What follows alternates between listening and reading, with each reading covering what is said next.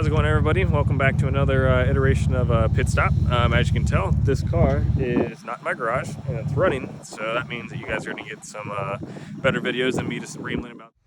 All right, I started to ramble, so I know you're here for the exhaust noises mainly, so let's just give you a quick update on what I got back together and what I have left to go. So I just got back the transmission back in. Part of that was a new clutch since my rear main seal killed my last one, as well as a new pressure plate.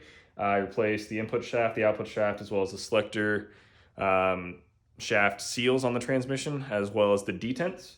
I replaced the center support bearing and all the little dust caps and fun stuff around that. I painted the entire trans tunnel. I put heat liner on it. I cleared some exhaust stuff. I replaced the oil pan gasket. I replaced the motor mounts. Flushed the transmission fluid. Obviously changed the oil since without a pan there was none of it. And this thing takes a lot when you change a pan. Just a heads up, it's gonna take a lot more than your normal oil change amount since you're cleaning out all the baffles and everything. And that's kind of where we're at. It's running. The next stages for you, we have the classic cardboard list of things to go. There's a lot on there. We got to get a battery tied down, knocked out. That way we don't set this thing on fire. Got to secure all the wiring on the interior since I stripped out a lot of it in the process of it. So we need to secure it.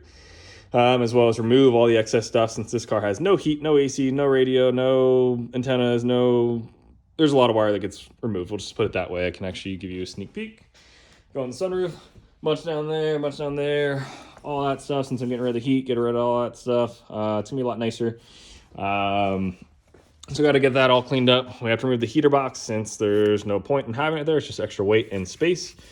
I really want to thin down the engine bay harness since it's kind of a mess and simplify it and make stuff the right length. Since when I move stuff around, it just didn't go as cleanly as I like, and I don't like messy wiring. So then we need to secure that once we get it all thinned down. I want to put some gauges on here. Got to order that, and that's gonna go in the center dash panel. So that'll be the area where let's throw a point to it. This kind of thing. We're gonna take out that climate control since obviously no heater box, don't need it, and make a big panel. It kind of goes in and fills there. Aluminum with 3 gauges and maybe a little radio. I haven't decided. Got to get that done. We got to fill in the sunroof. Obviously, I just stuck my phone in there. It buffets really bad if the windows are down without this, or if the back ones are not cracked like they almost always are now. Let's see. I had an issue when I welded in my reinforcements for the rear trailing arm pockets. I just had too much weld bead on the side, so you can't adjust far enough. So I need to clearance some of that stuff. That way I can get full adjustment on my toe to fix it, since this side wasn't an accident. So I need a little more adjustment to kind of get everything straightened out. It's out by about 1 degree right now. Funny enough, I clearanced my exhaust, so it wasn't rubbing on stuff, and I did it in the wrong spot. So I got to redo that again, that way it doesn't rub. Which you'll probably hear in a lot of videos, that really deep vibrating tone. That's that. E-brake doesn't work. I think that's an artifact of going to E36 rear rotors. I think I just got adjusted or something, I hope. The passenger side window regulator is kind of junk. I got to replace that since it doesn't go up easily nicely. I want to build a front jack point as well as a splitter mount. It's going to basically come off the front floor rails. I'll do a build on it. So stay tuned for that. I'm making a splitter mount. Need a splitter, so we're going to go through that build process as well. Make it adjustable and not hot boy. It's actually going to be functional and you can stand on it and all that good stuff and adjust it. Windshield washers will be fine, since if you can look at this, it's pretty gross, and I don't clean it a lot. I'm pretty lazy, so if I could be lazy, that'd be good. Roll cage, just getting that. I ordered a seat for it. I got to order a harness. Got to build some brake ducts. Since I switched to an automatic or a manual transmission from an automatic, I got to deal with some of that wiring, as well as a cylinder lock. Since currently, if you put the key in there, you can't take it out unless you press it on the back, since there was a little part of the shift mechanism that would actually push that pin in. So that's kind of where we're at on this. A lot of stuff to go. Gonna be really busy over the next little while. Honestly, I'm kind of waiting on the seat, which they said will be either next week or in 3 weeks. Or I'm sorry, not 3 weeks, 3 months. So I can't do a cage until I get that. I can't do a lot of stuff until I get that seat. But I can get rid of all the wiring and kind of clean some stuff up. So stay tuned, and without further ado, let's go to some exhaust clips. They're not the most crazy racetrack stuff, but it gives you an idea what we're dealing with. As far as the setup that I'm running, I am running just an eBay 2-header. It was like $150. I had to weld on a flange onto it since they just gave you 2 open pipes. I don't know what and 2 sleeves that were supposed to, I think, maybe replace the cat or something like that. I don't totally know. I didn't like that, so I just made it go into a single. So I'm running 2.5 inch all the way back. I do have a small high flow catalytic converter in there since I needed to pass emissions, and then it goes straight back to just a small, again, eBay muffler in the back. Let's see if I can get a halfway decent shot of it.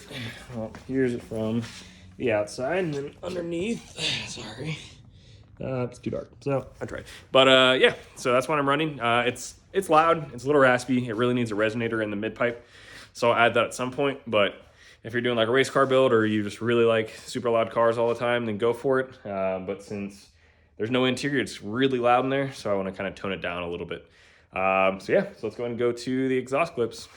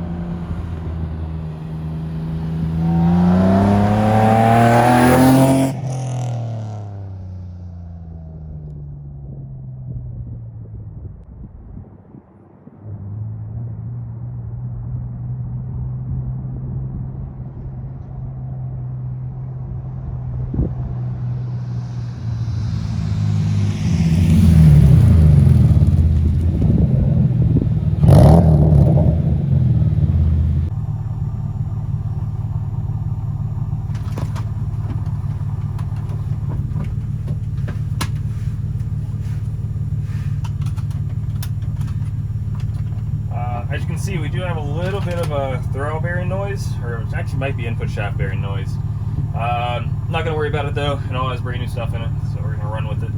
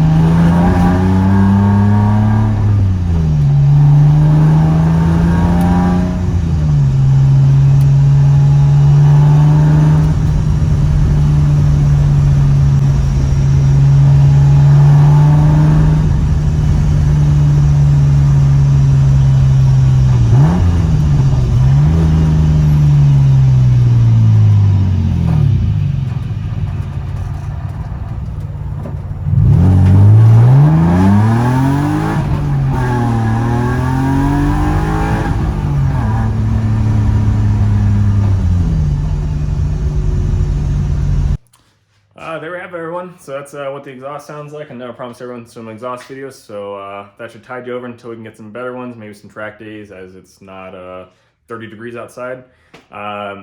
Stay tuned. I am putting out a video on how to change the shift detents on your ZF transmission. So if you're interested in doing that job or pulling your transmission out anytime in the near future, I highly recommend doing that. It made this car shift many times better. If you're interested in anything that we're doing on my little checklist that we went through at the beginning of the video, feel free to send me messages, comments, questions, or to stay tuned. If you're doing like that, maybe I can save you some time. If you like these videos, go ahead and give me a like and consider subscribing if you want to kind of follow it as we go through the rest of this build and do some more fun stuff. Appreciate you watching.